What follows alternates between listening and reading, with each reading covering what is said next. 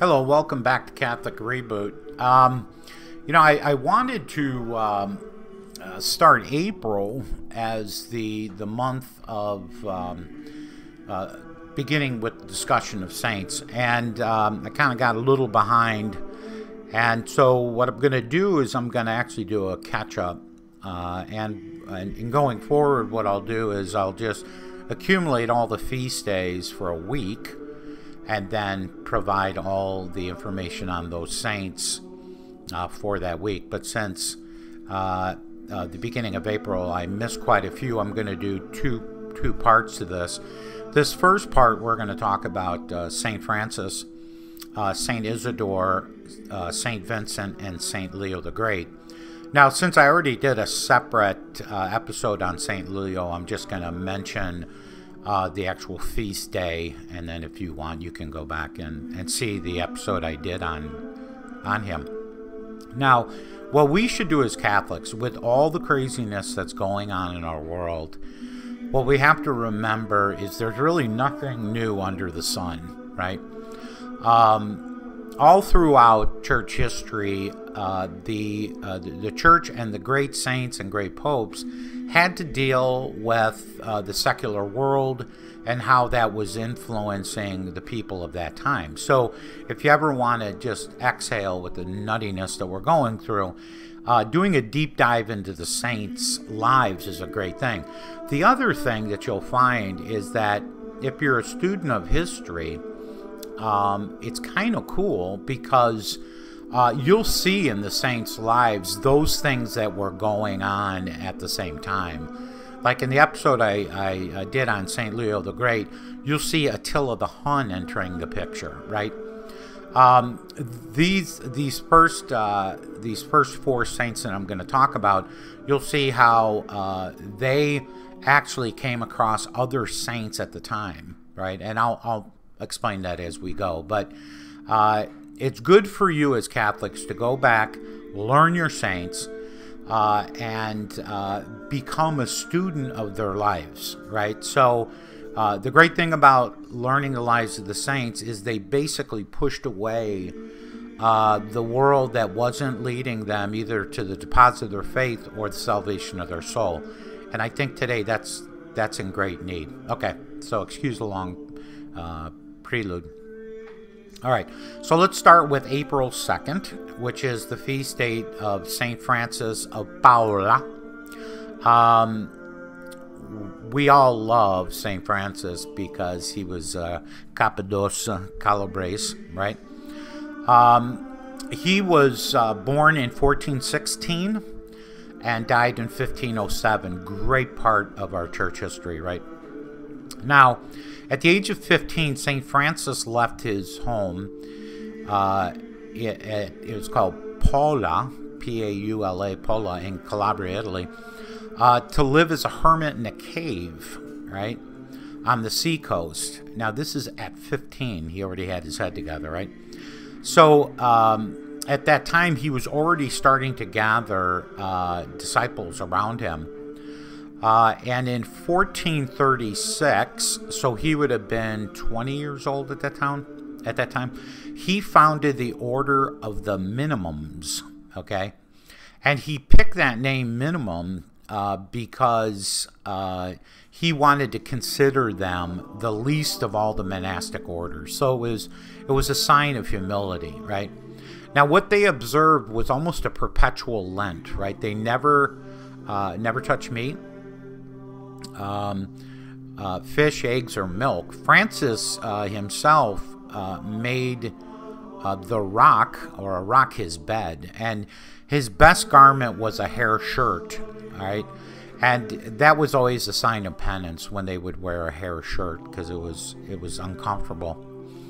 And he would boil herbs as part of his meal. His first consideration was caritas, right? And that's Latin for charity, right? Now, Francis was what they call a thaumaturge, right? So these episodes I'm going to teach you words as well, right? And I'll put that up on the screen. But a thaumaturge is a worker of wonders, someone that performs miracles.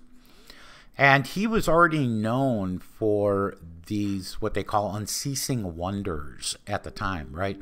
So the church recognizes this very rarely. It seems that God will raise up at least one person in every century with this ability, right?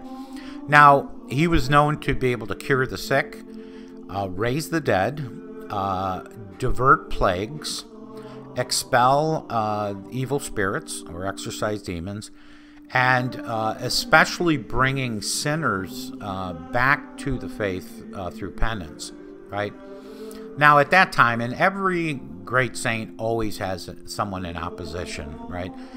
There was a famous preacher who was trying to mislead a few of his monks, right, to work against St. Francis and his miracles.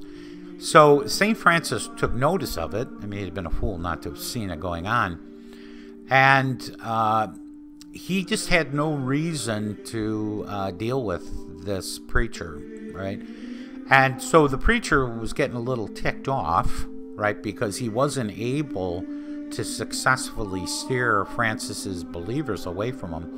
So he decided to go see Francis, and he didn't know him, right? And he wanted to basically confront him in person. Now, this is another case of what calumny, right? So this preacher wanted to destroy the name of Francis, and Francis just ignored it, which is probably a great virtue, right? So what happened? St. Francis received him, just did not take issue with what this preacher said about him, and he basically had him sit at a fire by him. And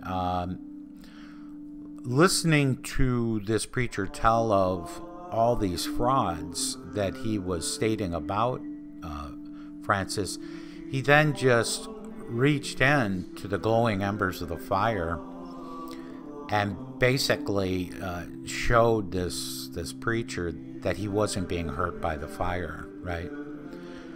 And he said, "Come, Father Anthony, warm yourself, for you are shivering from want of a little charity," right? That's beautiful, right? So Father Anthony, seeing he just put his hand in the fire and, right, just basically fell at the feet of St. Francis and asked for his pardon. And then, of course, St. Francis did embrace him and forgave him.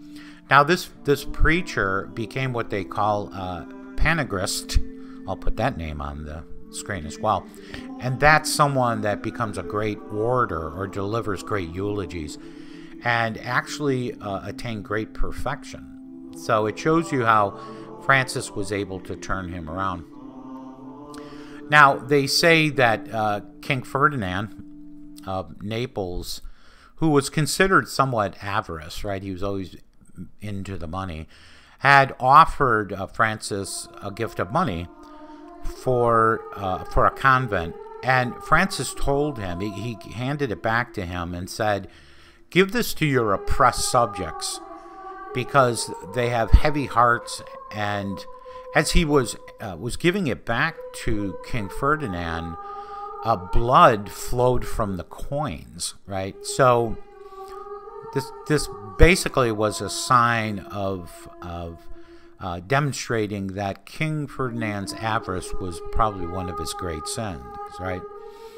Now, King Louis, or King Louis the 11th of France,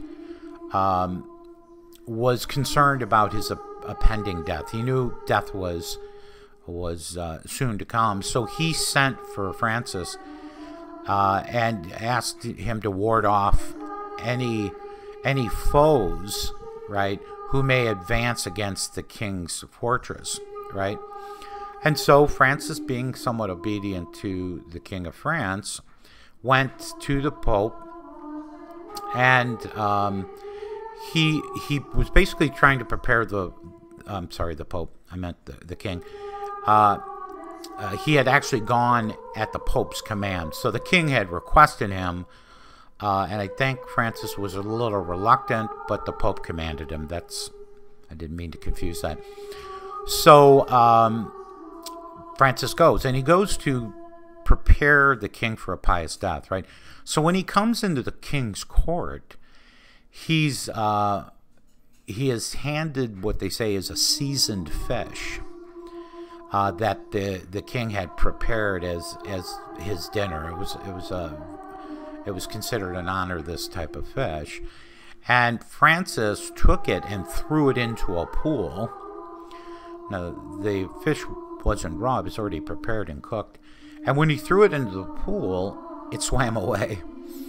And this so amazed King Louis that he started to, what they say, showered him with favors. Francis basically was trying to demonstrate that to the king that his actions were not to gain favor, but to demonstrate how the king should be doing, almost like the view of St. Peter, right? Be the fisher of men. Now, his rule for the Order of the Minims was adopted by the women religious and spread throughout Europe. So a less rigorous rule was eventually adopted for what they call the Third Order secular, that want to live a life of penance in their state. His name was pretty revered all throughout the Christian world, and his prophecies were as well. So during his lifetime, and even still today, there is a great veneration to St. Francis de Paola, right? Now, he had died at the age of 91 on Good Friday in 1507, which is another great sign our Lord gives, right? Dates matter, right? And when he died with the crucifix in his hand, and his last words were, "Into thy hands, O Lord, I commend my spirit." Okay? So, again, I've tried to keep these podcasts short, and so I'm going to finish this one up. I think what we want to take from the life of St. Francis is that, like the line in Cool Hand Luke, we need to get our head right, right? So let's be inspired. Many Catholics have a tradition of picking one saint to go through for intercession. So my hope is that as I'm explaining the lives of these saints, one of them will trigger that in you, and you'll do that deep dive in your life to try to mirror the life of this saint in some way. So don't be in a hurry. Wait. Matter of fact, why don't you wait a year till we go through all the lives of the saints, and then pick that saint, right? And try to aspire yourself to be like that saint and live a good, holy Catholic life, right? Influencing others like St. Francis de Paola did, right? And that's the most important thing we can do. Final point. If we don't think our actions are being watched, they are always being watched, okay? Especially by our children. We always have to set a good example, like the saints did. And remember, our slightest fall could turn our children away. And so we got to be very diligent and demonstrating that we are good, holy Catholics and we're living a good, holy life. Okay, so this is it on St. Francis de Paola. Thank you very much.